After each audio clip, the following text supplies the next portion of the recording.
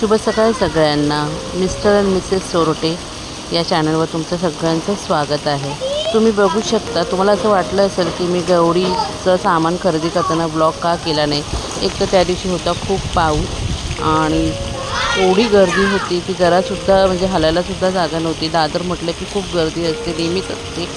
तो म्हणून मला व्हिडिओ काढायला वेळ मिळाला नाही आणि नंतर मग घरी येऊन जो आवराआवरी म्हणा जे काही असेल ते, म्हणून मी वरच्यावर तुम्हाला दाखवत आहे की हे बघा मी काय काय आणलं आहे। आणि नंतर मी भरपूर काही साहित्यामध्ये आणलं होतं, जसं काही गौरीचा फुलोरा असतो, गवार असते, जे काय होतं भाजीपाला म्हणा, नैवेद्याची भाजी म्हणा, अशा बऱ्याचशा प्रकारच्या गोष्टी मी आणल्या होत्या। बायकांसाठी स्नॅक्स असू दे, गौरीसाठी आपलं जी काही फराळ असते ती असू दे, ते बऱ्याचशा गोष्टी मी आणल्या होत्या। आणि इथे बघा माझा मुलगा माझी मस्करी उडवत आहे आणि एक साईडला मुलगी व्हिडिओ काढत आहे। त्यांचं काही वेगळंच चाललेलं होतं, तर काय करू समजत नव्हतं मला।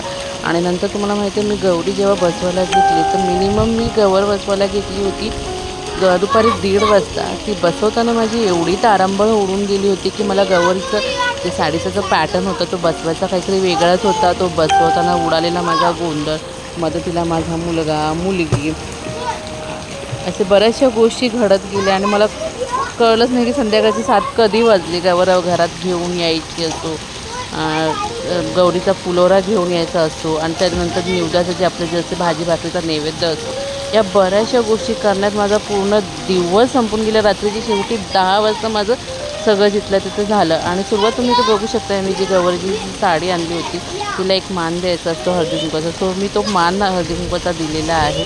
आणि त्यानंतर मी मुखोट्यालासुद्धा हळदी कुंकू लावलेला आहे।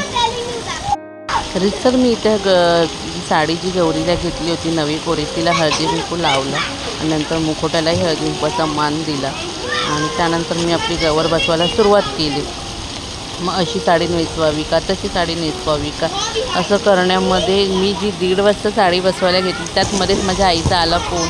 मला बोलत होती की तू काय करत आहे, गवर एवढ्या टायमाला बसवायला घ्यायची आहे।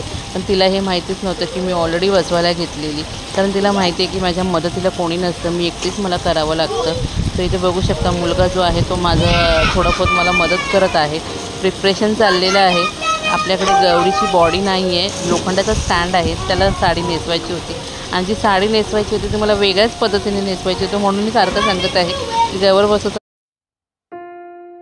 मग नंतर मी इथं तुम्ही बघू शकता गव्हामध्ये गौरीचा जो मुकोटा आहे तो गव्हामध्ये ठेवला आणि नंतर मग ते आपण जसं काही पद्धत विचारायची असते की गवर कुठल्या पावलाने येत असते, गौरी लक्ष्मीच्या पावलाने येत असते, गवर धनधान्याच्या पावलाने येत असते, गवर आपली समृद्धीच्या पावलाने येत असते, अशा प्रकारे आम्ही गवर जी आहे ती आतमध्ये घेऊन आलेलो आहे। आणि नंतर तिचा मुखोटा आम्ही प्रॉपर बसवून घेतलेला आहे आणि नंतर परत जी काही माझी फायनल टचिंग द्यायची जी राहिली होती गवरला तीसुद्धा देऊन झालेली आहे। ते सगळं करण्यात ऑलमोस्ट मला संध्याकाळचे 7:30 वाजले। तुम्ही इथं बघू शकता नंतर जे काही दागिने म्हणजे बोलतो ना आपण फायनल टच द्यायचा असतो तो देण्यात माझा इतका वेळ निघून गेला। असं करत म्हणजे फायनल जी गवर जी उभं राहिली संध्याकाळच्या बरोबर 7-7:30ला, म्हणजे 3 सांजची जी वेळ असते त्या टायमाला माझी गवर उभी राहिली। आणि नंतर मग मी तिथून पुढे मी माझ्या जेवणाच्या तयारीला लागली आणि हे सगळं करण्यामध्ये हा इथे आहे माझा नातू, तो हे सगळं करण्यामध्ये रात्रीचे माझे 10 आणि आरती करून मी संध्याकाळचे 10-10:30 वाजता मी पूर्णपणे रिलॅक्स झाली। आणि नंतर मग काय सांगू तुम्हाला, मला काहीच सुचत नव्हतं काय करून काय नको। पूर्ण असं गणपतीचा दिवस म्हटलं की सगळ्या अशा गोष्टी होत होत्या। इथे बघू नंतर आम्ही संध्याकाळच्या 7:30 वाजता गवर बसून झाल्यानंतर फुलोरा घेऊन आलो होतो, ते सगळं केलं, तुमचे डेकोरेशन केलं, सगळं काही केलं मी। आणि हा ब्लॉग तुम्हाला सर्वांना कसा वाटला कमेंटमध्ये नक्की सांगा। ह्याचा पुढचा जो ब्लॉग येणार आहे गौरी वसण्याचा म्हणजे ववसा असतो तो, त्याचा ब्लॉग येणार आहे, तर तोही नक्की पहा। आणि अशाच छान छान व्हिडिओसाठी लाईक शेअर सबस्क्राईब करायला विसरू नका। बाय।